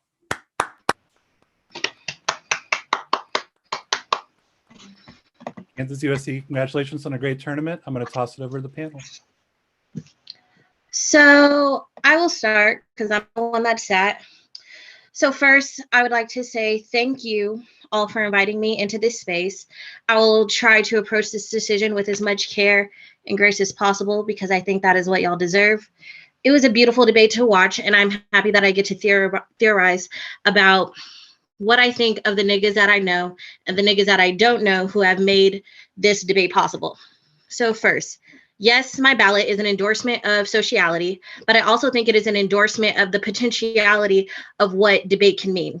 Because this is an activity that we have created, the wording is up to us. The decisions that we get to give in tab room are up to us. For example, we did not be able to give tenths of a speaker points in tab room. So I think that the reason that those things are created is because we have forwarded a better idea of the activity.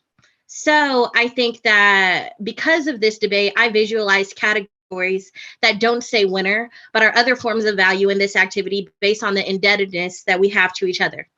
I think the affirmative is winning that this exhaustion argument, or at least their spin of it.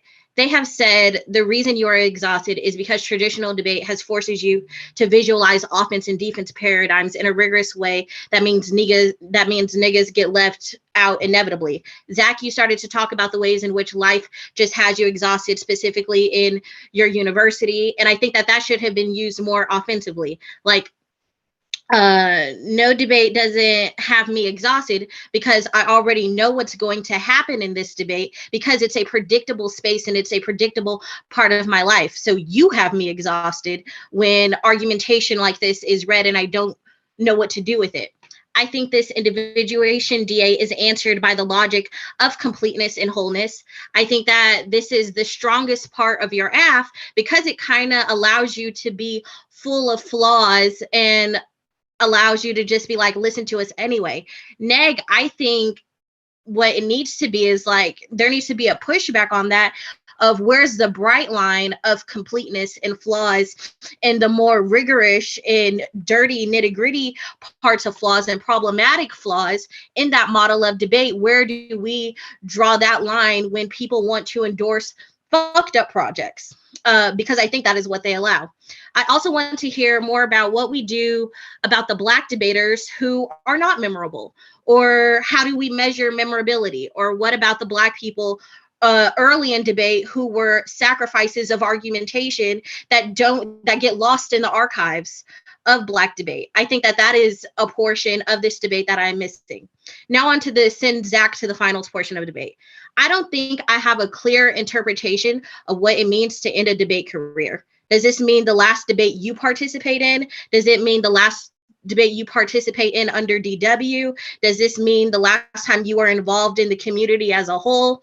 I don't know. Does it mean that you never step foot in this activity again, or how like your remembrance in this activity gets carried on? I don't think I have an interpretation of that. So I think the counter-interp of allowing your presence to continue in a 3-person team sort of final solves that. I'm also compelled by Julian's answer that niggas don't know when their last day is. So I have to default to a method that best serves the community. And I do think that you should take them up on, well, it doesn't matter now. But if they were to win, that you would take them up on that offer to debate in the finals. I think that would have been something that would have been created, that would have been memorable. And I think that would have resolved all of the offensive things that were happening.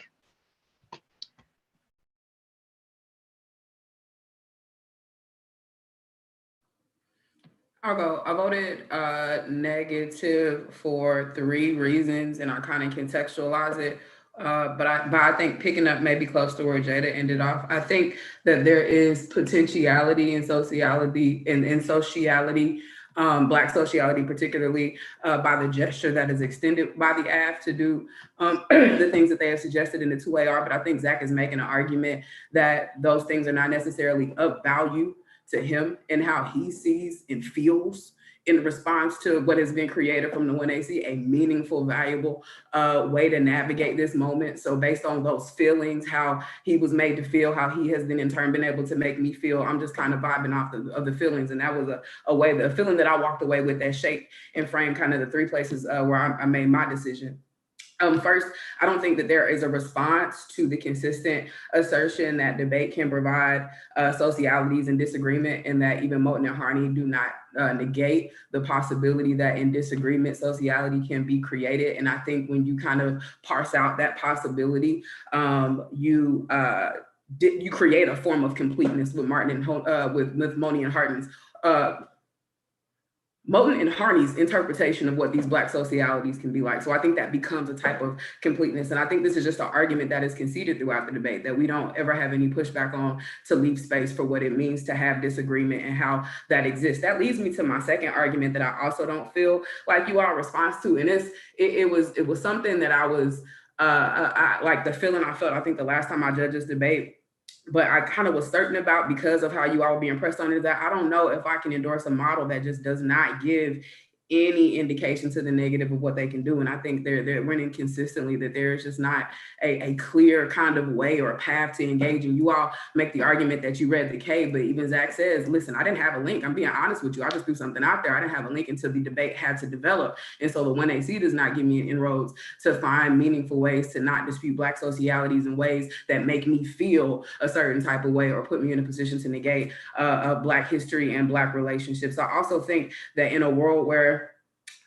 this kind of leads me to my third component, because I think that lack of a model for the negative creates a specific type of exhaustion for Zach in this debate. Because that doesn't exist, yeah, there are all types of inevitable exhaustions. There are exhaustions on campus. Everybody has an exhaustion at KU, at USC, but I think a unique type of exhaustion is created in the world where there is not a clear demarcation of ground for the negative.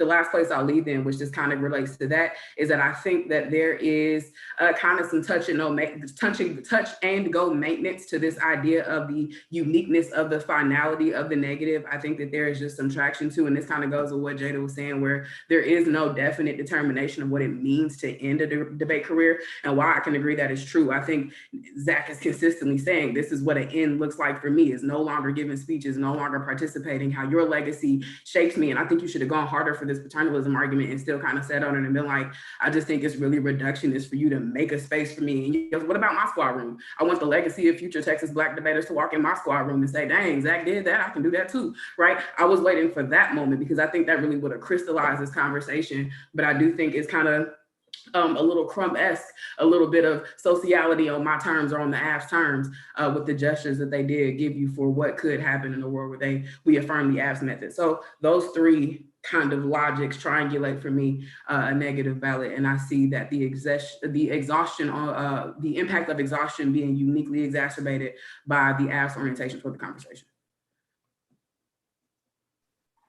All right. So for me, I agree with a lot of stuff that both the judges said, but I think the place that I differ is that when I was watching this in a 1NC, I thought the 2AC was going to be Asia saying, fuck you, Zach. No, I deserve to be here just as much as you, if not more. I don't give a fuck if you're a senior. Like, I feel like that should have been the thing, because that level of offense puts and pushes Texas to have to answer that. And I don't think that, you know, if the concern is that would double turn your ass, I don't think it would. I think that you need to say that there is a particular line that has been drawn by Zach that made it so that it is not about the community anymore, that it's about his individual stuff. And so given that, in those terms, he cannot come to the cookout. I don't care if he's a senior, like that should have been it. I mean, you can love each other and all that good stuff outside of the round, but I just feel like in that moment, it was not really like, let's all be together. No, it was more so like, sorry, I know that y'all are cool people and everything, but this is my last year. I'm not hearing it. And so I think that at that level, I need more offense, like, because the arguments about the feels and stuff, it just like, it becomes so iffy for me, because it's just like, well, then if I feel some level of sympathy for the arguments that he's making, why do I vote F? I mean, I get that maybe I vote F because those feelings were allowed in the first place to happen because of this debate. But at the end of the day, if I'm buying these arguments about the finality of careers and all that good stuff, I don't really need a definition of what that is. I know what that is. It's like, this is the end of your debating career. You're a senior, it's over. And it's just like, that level there for me is like an impact. And I feel like that is an impact that I guess in some way would outweigh the AV, but I need the AV to just be like, no, bro, we're not fucking with this. And create some way that there was a contract that was broken, some civility that was broken, some intramural, something, right, that allows you to just go off. Because I think that's what needs to happen for me in this debate. I don't know if that's the case for Jada, for Toya, but like for me, if that was it, I would have been like, I don't know how I vote for this, because, you know, and I think also making arguments about how, what do you call it? Something about Black women. Like, I think you need to make that appeal, Asia, in this debate, something, right? Why do I, as a Black woman, have to be sacrificed because you're a senior, right? And to be honest, I don't want to say this. I think I'm gonna tell you this other part in private, but I think that I feel like you should have been like, I think this community owes a debt to me because of CEDA. I think that I should have won CEDA when I debated, and I think that's a reason why I should go to finals. And I don't care if he's a senior or not, but I think that's what it is. I feel that we had a good run that year, that you misspoke and said that we won. But given that you want to bring that up, here's what I think about that and why that should be a thing. It's just like, I feel like they hand you stuff and you should just like target and kill. And I don't care if that means like there's some level of your argument that bites, but at the end of the day, it is you or them. And so for me, that's what I feel like this debate should be, because it's just too much murky waters here, or blurred lines, I guess, because when I'm thinking about the suggestion of a 3-person team in CEDA, I don't really know how that becomes valuable, because I don't think that CEDA will put in the history books like Kansas, USC, Texas. It's just going to be like y'all's two. And I just don't know what to really do with that. I don't even feel like y'all need to perm. I think you just need to say fuck Zach. And I'm sorry, Zach, if that seems like bad and violent and stuff, but I think that that's what it should be. And if this ever happens again, I feel like in front of me, that's what it should be.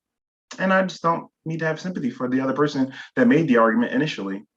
And I think earlier on, there should have been a recentering of this debate to be all about Asia and Julian. That's what I think at the end of the day, because you are extensions of that Black tradition. And if that is the case, I think you need to say that Zach's act was a strike against the Black tradition that was steeped in white individualistic gains of some kind. And that's it for me.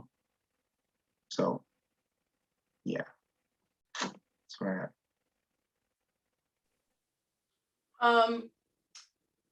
Yeah, no, fair enough. Yeah, that all makes sense to me. I don't like regret anything that I said, or I don't necessarily like, I definitely don't take back the shit I said about you, Zach. Like, I love the stream in, and I like, good luck. I always appreciate all y'all's feedback and all that. And And I definitely hear you, Devin. Like I definitely do. And I will take that into consideration in the future. But no, this was a phenomenal debate. I'm glad it happened. I think the conversation was important. I'm glad it was live streamed. And I wouldn't have wanted this debate to happen against anyone else. So I definitely appreciate you all being patient, being invested, and good luck to Texas in the finals.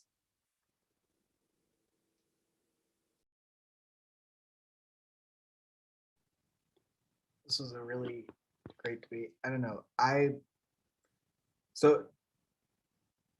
debated both of y'all a couple of times. I feel like the questions y'all forced me to ask, just like the way y'all approach scholarship, the way y'all approach debate, just like, especially having to negate all of that, it's pushing me to think about debate and research in a different way. And I really enjoy debating y'all. And really, I'm quite sad that I won't get the chance to debate y'all again, but thank you for having this conversation the way that it played out. I think that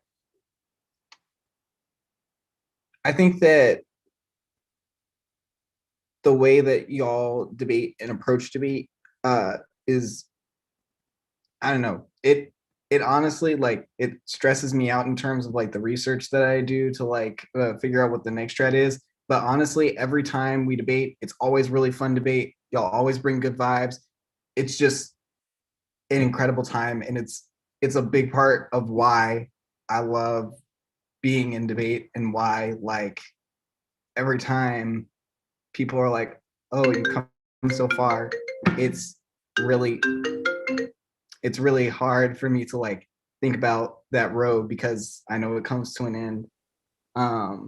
But y'all are phenomenal, and I really hope that you keep debating, because I know that, I mean, you've already demonstrated this year, last year, that nobody can really stop you.